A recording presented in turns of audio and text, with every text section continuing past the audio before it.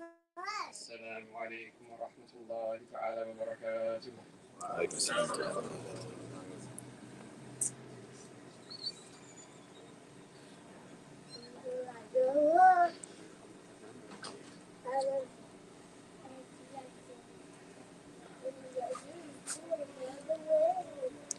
الله أكبر.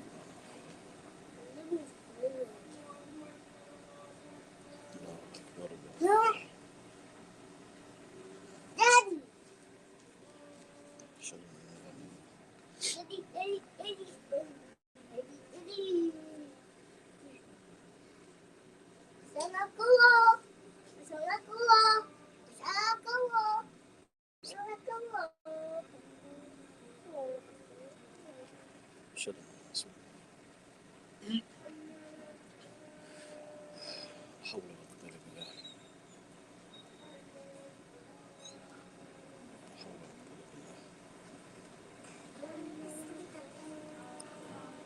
حول ولا قوة إلا بالله.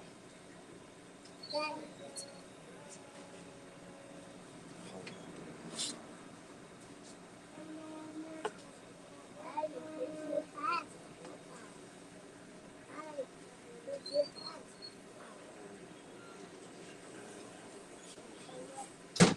اللهم ربنا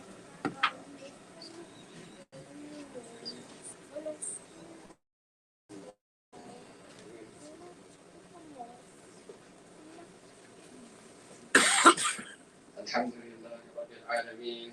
اللهم صل وسلم على سيدنا محمد مفتاح باب رحمة الله عدد ما في علم الله، صلاة وسلام دائمين بدوام ملك الله، وعلى آله وصحبه ومن والاه.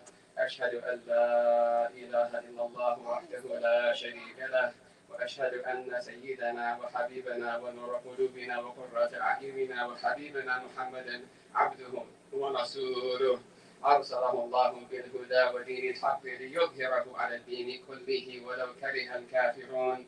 أما بعد، فيا عباد الله، إني أوصيكم ونفسي بتقوى الله، فتقوى الله ملاك الحسنات كلها. وقد قال الله تعالى في كتابه العزيز: يا أيها الذين آمنوا اتقوا الله وقولوا قولا سديدا يصلح لكم أعمالكم ويغفر لكم ذنوبكم، ومن يطع الله ورسوله فقد فاز فوزا عظيما. Alhamdulillah, as our beloved brother Isa mentioned, that this feels like home, and it's good to be back. Alhamdulillah, after way too long. I don't know if many of the brothers here know, but this community had a huge impact on me staying Muslim and being able to hold on to the deen. As you all know, that it's not that easy in these times, and it's not that easy in this the country that we find ourselves in. We don't have everything facilitated for us to strengthen our iman. We don't have everything facilitated for us to strengthen our obedience to the sacred law of Allah subhanahu wa ta'ala and His Messenger. But alhamdulillah, we have Islam. Alhamdulillah, we have blessed community. We have masjids. We have people. We have scholars. We have people who have sacrificed with their blood, sweat, and tears for us to be able to be here right now. And we praise Allah subhanahu wa ta'ala for that fact. And we want to understand, inshaAllah ta'ala, today we want to revisit a very blessed topic, and a topic that is central to all of us, and we all know about it to the extent that we need to know about it and to put into practice. But one of the great scholars of Yemen, Imam Abdullah bin Ali al-Haddad, he wrote in one of his famous poems, and I'll just read some of the lines: مقاماته تسع عليك بحفظها وإحكامها وابدأ بتسبيح توبتي. He says that the stations of the deen, and this is essentially the litmus test by which we can grade our relationship with Allah subhanahu wa ta'ala. He said that they are 9. And it's not essential that it be 9. You can break it down in many different ways. But he says that these 9 qualities are essential to our relationship with Allah subhanahu wa ta'ala and our continual progress and elevation in those ranks of closeness to Allah subhanahu wa ta'ala. He says that they're 9. Right? عليك بحفظها. You have to know them. You have to literally memorize them. وإحكامها, and apply them. وابدأ بتصحيح توبتي. Start by making a sound and valid tawbah, repentance to Allah subhanahu wa ta'ala. But we want, inshallah, to talk about the 5th one that he talks about, which is tawakkul. And he says, وَالتَّوَكُّلِ فَهْوَ الْعِمَادُ وَالزُّهْدِ وَهُوَ الْخَيْرُ بِالزَّادِ فِي طَاعَتِهِ. That's reliance on Allah subhanahu wa ta'ala is the pillar of all of these 10. Right? And the highest of the 10, or sorry, the highest of the 9 is love of Allah subhanahu wa ta'ala. Love of Allah that comes with contentment for His decree. Love of Allah that comes with contentment for everything that He has sanctioned in the deen, whether it be in the form of a prohibition or in a command. And this is why the Prophet ﷺ, he would say daily, morning and evening, رَضِيتُ بِاللَّهِ رَبًّا وَبِالْإِسْلَامِ دِينًا وَبِمُحَمَّدٍ نَبِيًّا. I am pleased with Allah as my Lord, my Creator. I am pleased with Islam as my religion. I am pleased with Muhammad as my Prophet. And part of this idea of rida, this contentment, is longing and love for Allah and His Messenger. And as well as knowing that everything that is sanctioned in our deen, if it is authentically attributed to the Prophet, it is haqq, and it is in our best interest in this world, in the grave, on the Day of Judgment, and in the hereafter, inshallah ta'ala. Allah make us of the people of paradise. But this middle quality that he talks about, he puts it in the middle of the list. Tawakkul, reliance on Allah subhanahu wa ta'ala. And there are many, many verses. We'll read a few of them, inshallah ta'ala. Allah says, and whoever puts their trust in Allah, then He alone is sufficient for them. Certainly Allah achieves His will. Allah has already set a destiny for everything. Whatever Allah subhanahu wa ta'ala wants to occur will occur without any doubts, without any delay. For when He wants it to occur, it will occur at that time. How He wants it to occur, it will occur in that manner. Which means He uses to make that thing occur, it will occur in that way. So if we put our trust in Allah subhanahu wa ta'ala and He takes care of all of our affairs, then He is sufficient for us subhanahu wa ta'ala. Allah subhanahu wa ta'ala says, always remember the name of your Lord and devote yourself to Him wholeheartedly. وَتَبَتَّلْ إِلَيْهِ تَبْتِيلًا. And this is why the blessed daughter of the Prophet sallallahu alaihi wasallam, Fatima, her nickname is Al-Batul, because she completely cut off all worldly ties and she devoted herself to Allah subhanahu wa ta'ala.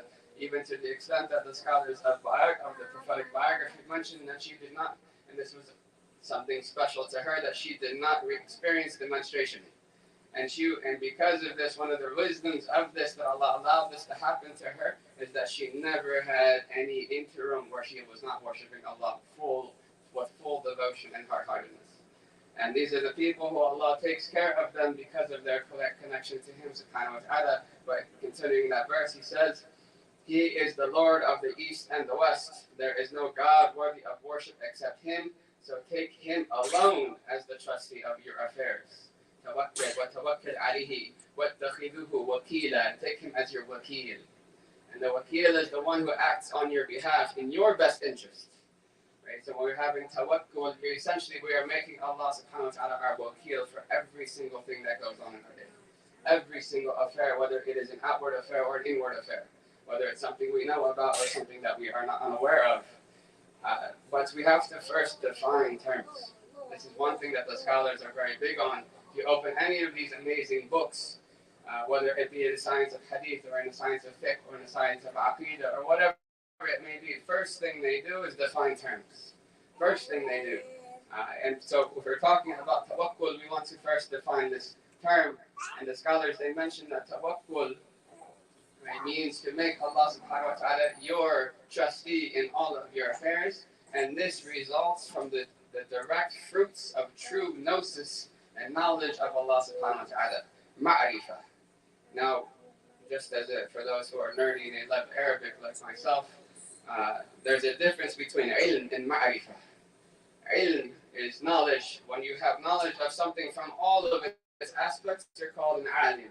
You're an alim in that thing. Whether it be Fatiha or whether it be all of the sciences of Islam, you're an alim in that thing. Because you know in all of its aspects, in all of its angles, all of its circumstances. But we don't call people alim billah. There's no such thing as an alim billah, a knower of Allah insofar as ilm is used. Because no one can know Allah fully. No one can know Allah fully. The knowledge of Allah subhanahu wa ta'ala is impossible to encompass His greatness subhanahu wa ta'ala. And one of the greatest things of Allah's aspects of Allah's knowledge Himself as His quality of perfection is His knowledge of Himself. That is the greatest of Allah subhanahu wa ta'ala's knowledge, is knowledge of Himself. We don't have ilm billah, but we can have ma'rifah billah. ma'rifah is knowledge of something from many of its angles, but not all of it. It's not a complete encompassing, but you can have intimate knowledge of Allah subhanahu wa ta'ala. You can have ma'rifah billah.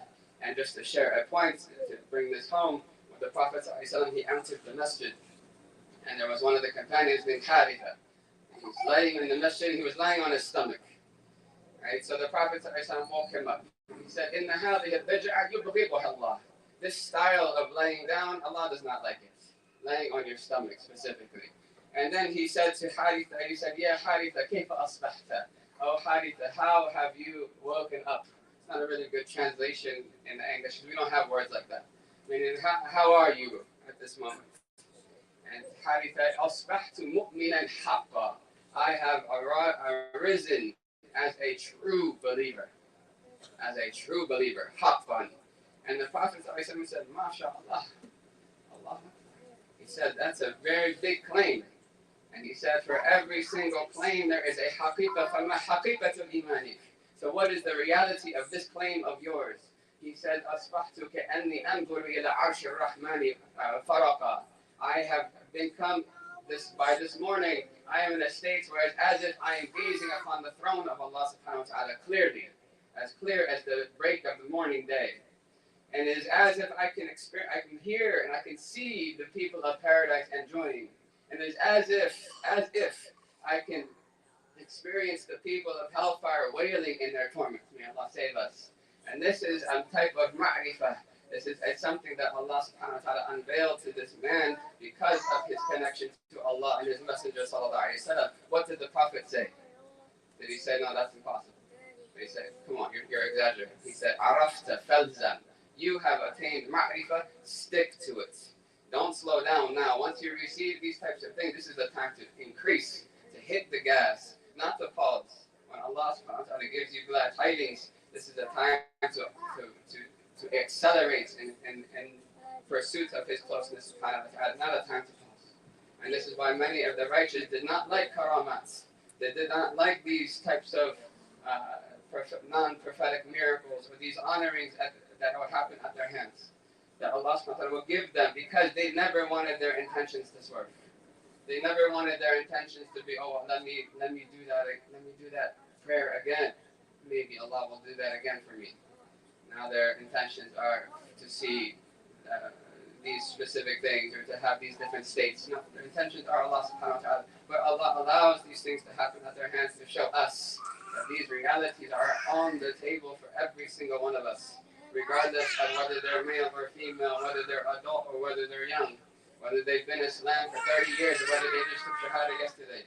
Everyone in this entire room, in this entire city, in this entire state, country, in this entire world, they all have the Adamic potential to attain the highest levels of knowledge of Allah subhanahu wa ta'ala and closeness that would turn this dunya, despite its difficulties outwardly, into a type of paradise. And this is what Allah subhanahu wa ta'ala says in Surah Al-Rahman, وَلِمَنْ خَافَ مَقَامَ رَبِّهِ جَنَّتَانِ. And for the one who fears the standing before their Lord is two paradises. Now, last time I checked, there was one paradise after death. Right? So we have to, when we see things like this, the inquisitive nature of the mu'min, the believer, should come out. Because the Sahaba were very inquisitive. They wanted to know what each thing meant. They wanted to know what he meant by that, subhanahu wa ta'ala. So if we look at the scholars of tafsir, and a vast variety of them mentioned, like for instance, Ibn Taymiyyah, he mentions this as well as Habib Ahmad bin Mashhur al-Haddad, alayhi rahmatullahi ta'ala, that the two paradises is the paradise of the hereafter, yes, but the paradise in this world is also on the table. That there's an inward paradise of this world. And the scholars of, one of the scholars of Yemen, the one who wrote that poem that we quoted in the beginning, Imam al-Haddad, he said that if the princes of the world knew what we were experiencing inwardly, because of our relationship with Allah subhanahu wa ta'ala, they would have drawn their swords out to come take it. And why did he mention the princes? Because the kings have all the responsibility, but the princes have all the access to the wealth and no responsibility. They're having everything that most people in this world are seeking. And majority of the people of this world, their goals do not go beyond the grave. Their goals stop at death.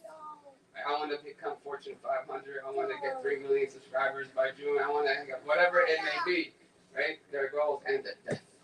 Whereas the believer, they're just getting started. Death is the beginning of where their goals start to come to fruition.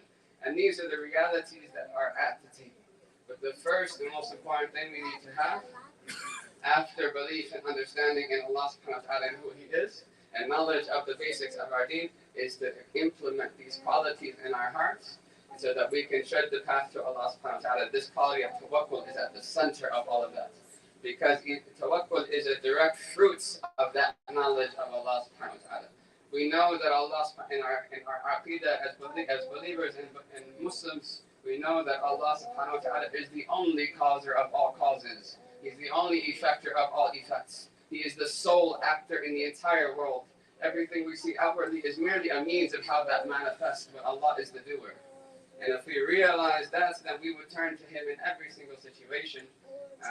Now, one of the places where our tawakkul, our reliance on Allah subhanahu wa ta'ala is tested, most of the time, I would say that this fits for the entire ummah, whether it's in America or outside of America, is regards to finances, money.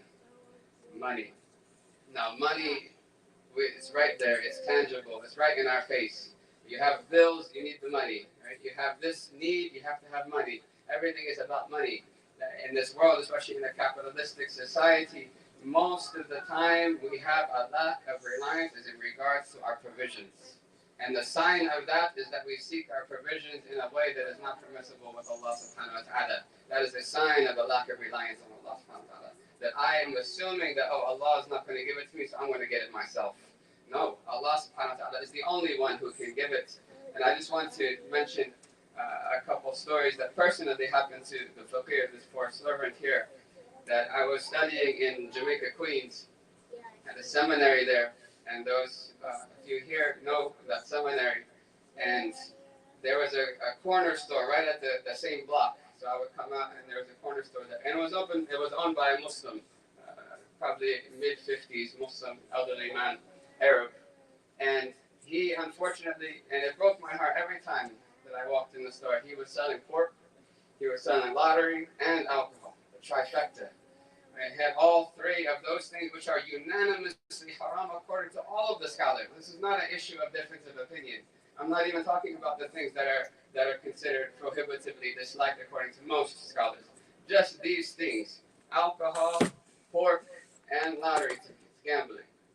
So it broke my heart to see this Muslim man and his entire Muslim family who run this business, own this business, selling these things. So I got up the courage. I'm generally a non-confrontational type person, but I got up the courage to give advice to my beloved brother. And I said to him, look, if you were to leave these three things, just these three things, Allah would put more blessing in your business.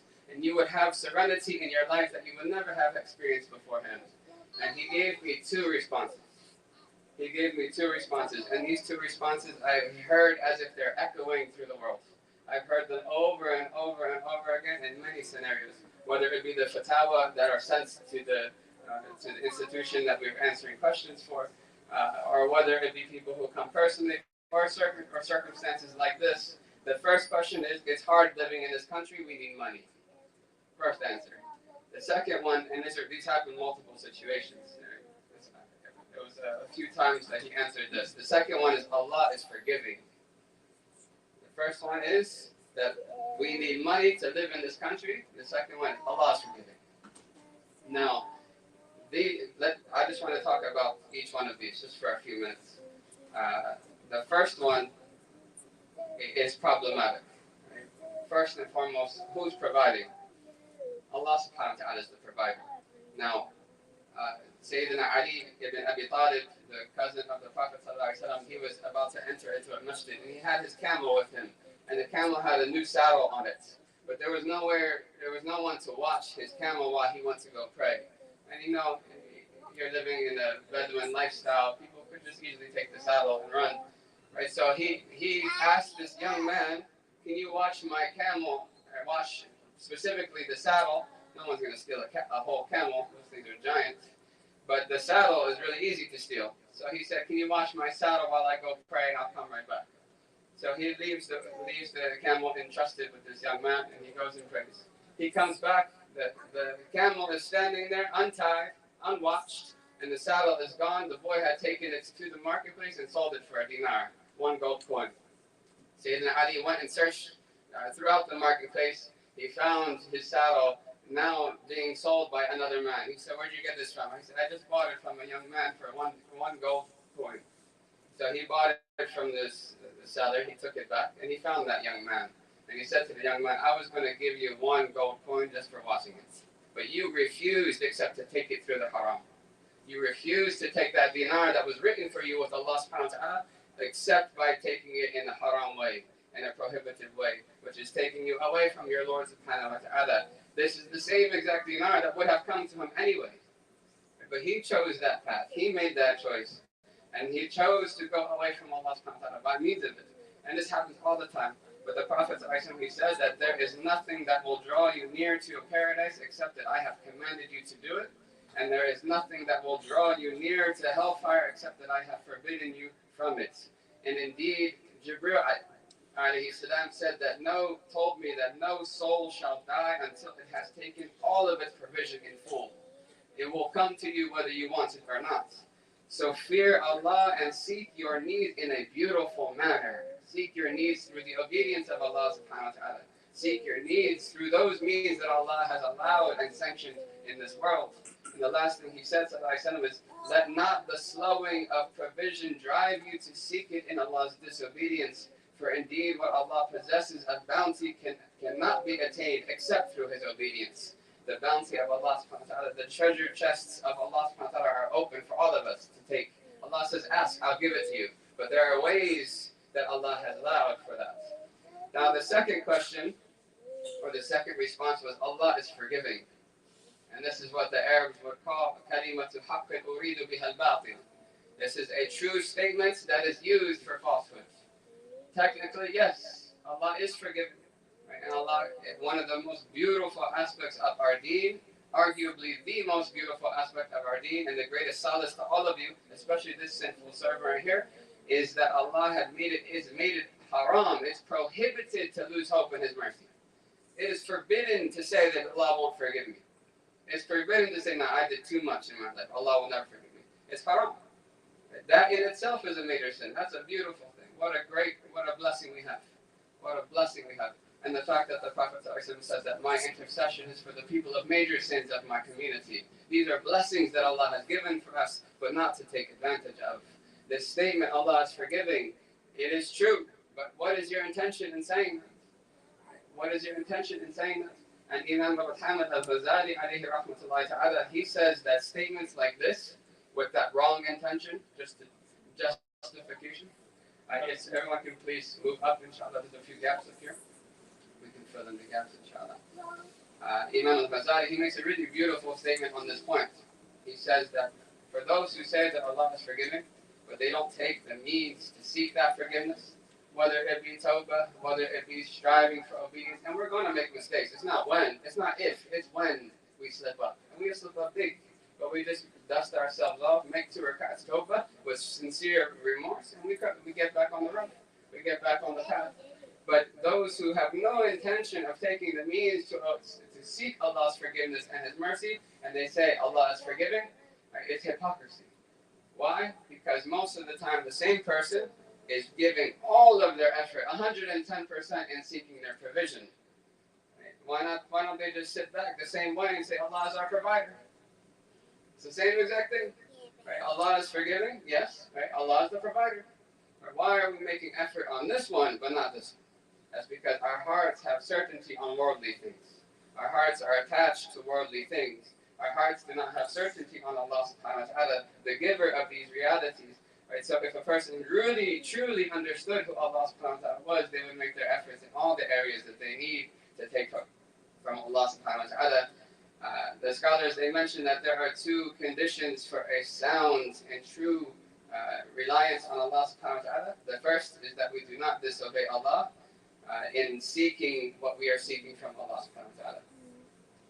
And the scholars, they mention that for every venture that a person would have that's normal, any normal desire that person would have, there is a halal alternative. There's always a halal alternative to all of it. The second is that one relies upon Allah subhanahu wa ta'ala in all of their affairs and seeks His help and consigns the results of their efforts to Him. This is really the meaning of taqwa, is that we try our best, but in the end we know that the results are with Allah subhanahu wa ta'ala, and that applies to everything. Right? The Prophet said that none of us will enter paradise by our deeds. The deeds themselves are a means to attain the mercy, but the means, right, is not what does it. Allah subhanahu wa ta'ala is the one who gives it. So we consign our affairs to Allah subhanahu wa ta'ala. We do our deeds, but we hope Allah accepts them. We don't trust in our deeds themselves. We ask Allah subhanahu wa ta'ala to help us. And I'll just close with a story before I sit down for the next khutbah. Sayyidah Aisha is quoted quite often, and this is also narrated by Sayyidina Abdullah bin Amr al-As, one of the great companions of the Prophet. Now this statement, I have heard it over and over and over again to justify giving more effort to the dunya than the deen. I've heard it day in and day out, and I'll quote it to you, and maybe you have heard it before. It goes that live, right? Another narration, work for this world as if you will live forever, and strive for the hereafter as though you will die tomorrow. Work or live for this life as if you will live forever, and strive for the hereafter as if you will die tomorrow. And I'm just going to mention a story without all the details. A good friend of mine wanted to go to a madrasa, a seminary, to study Islamic sciences, to study sacred law. And he was a young man at the time, so his parents were not really having it. So he asked me to come and talk to his parents. And his parents, first thing they said, I don't want my son to be poor and begging people and not having money. That's why he shouldn't be. He needs to go to this college or this school or this, so that he has a good career and a good life, right? And he cannot. Whereas if he would go study sacred sciences, he'd be poor and begging people for money. And they quoted this statement. They quoted this statement, right, to tell me that that he needs to give more efforts to this world before the next. Whereas this is one of the most misunderstood hadith of all time, if we can call it a hadith. It's actually a statement of Sayyidah Aisha, radiallahu anha. That's the meaning of this hadith, that live in this world as if you will live forever, means you have time. You have a goal, a worldly goal, you have time. You can do it. You can do it eventually. You can do it in a couple of years. You can do it in 4 years. You can take a couple of years off. But when it comes to the deen, there is no time. Right? You want to go sit with your grandmother, right, and spend time with your grandmother for the sake of Allah. There's no time. You have to do that now. You can't delay it. You can't procrastinate. There's no procrastination. We could die tomorrow, having missed that good deed. Right? If we have a chance to give charity, we do it now. We have a chance to go seek sacred knowledge, we go.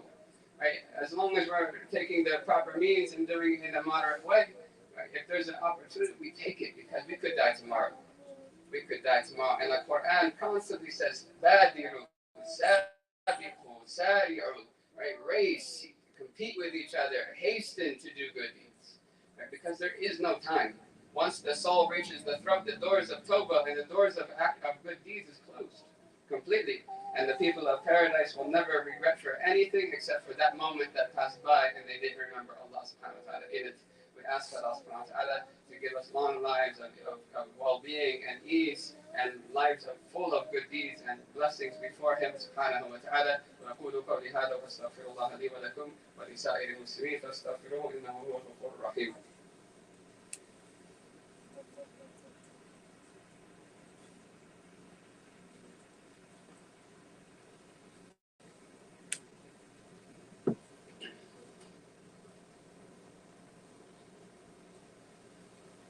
الحمد لله رب العالمين، والصلاة والسلام على سيدنا محمد وعلى آله وأصحابه ومن تبعهم بإحسان إلى يوم الدين، وعلينا معهم وفيهم برحمتك يا أرحم الراحمين. أشهد أن لا إله إلا الله وأشهد أن محمدا رسول الله.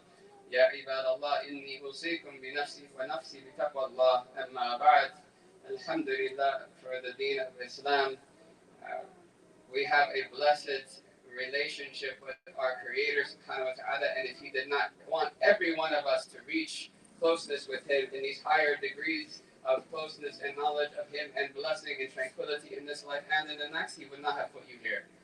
Right? Allah subhanahu wa ta'ala only gives those who he loves what he loves. And many people, they use the worldly measuring stick to determine their relationship with Allah subhanahu wa ta'ala. A good friend of mine, he's actually from this masjid, and afterwards, inshallah, we can talk. I want to ask about him, if you've seen him. He used to call people to Allah subhanahu wa ta'ala. Any chance he had. Someone walked in and said, "Oh, you're Muslim," he would immediately give them da'wah. And he had a friend who lived in the West Coast, and he said that every time I called him to Allah, he said he had the same excuse. He said that Allah has given me a good job, a good family, a good car. I got benefits. I have all these things. Allah must love me. And this is one of the biggest misunderstandings of all time, because Allah has no care for the dunya. Allah has no love for worldly things. Right? Allah gives worldly things to who He loves and who He doesn't love. But Allah loves the deen, and He only gives the deen to who He loves. Subhanahu wa ta'ala. This is why you have Fir'aun, right, who has kingdoms and rivers beneath which rivers that flow in his kingdom. And he has people that are like pegs, so big his army is. And the scholars mention that Fir'aun, his real name is Walid. In the tafsir, you can look that he never got sick for a single day in his entire life. Never got sick for a single day in his entire life. But did Allah love him? No. Right? But the Prophet said 3 days, 4 days, zero food, nothing.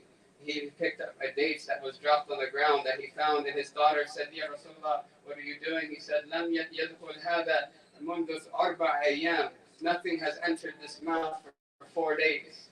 And he brushed it off and started eating it, sallallahu alayhi wasallam. This is a person who Allah loves. Right? Despite him not having anything of worldliness, but with Allah he has given all of that connection with Allah subhanahu wa ta'ala. If Allah wants to punish us, He will not take away from us what we love. He'll take away from us what He loves. We'll lose our connection with the Quran. Suddenly we won't be waking up before Fajr and making dua. Suddenly we find ourselves less mindful of Allah subhanahu wa ta'ala. Suddenly we start being distant from the masjid. We start losing our companionship, our good companionships that bring us close to Allah. But if Allah wants to bless us, He will give us the connection with Him. He will bring us back to the Quran. He will bring us back to the masjid. These are the ways that we need to visualize this world. We are created in this world, but not for this world. We have to do what we have to do. We have bills. This is part of our sharia. Right? The person who goes to work 40 hours a week and they clock in, they clock out, if they're doing it for the sake of Allah, and they're doing it in a way that's permissible with Allah subhanahu wa ta'ala, and they're doing it to fulfill the responsibilities that Allah has placed on them, they are just as much worshipping Allah as the one in sajda in the masjid.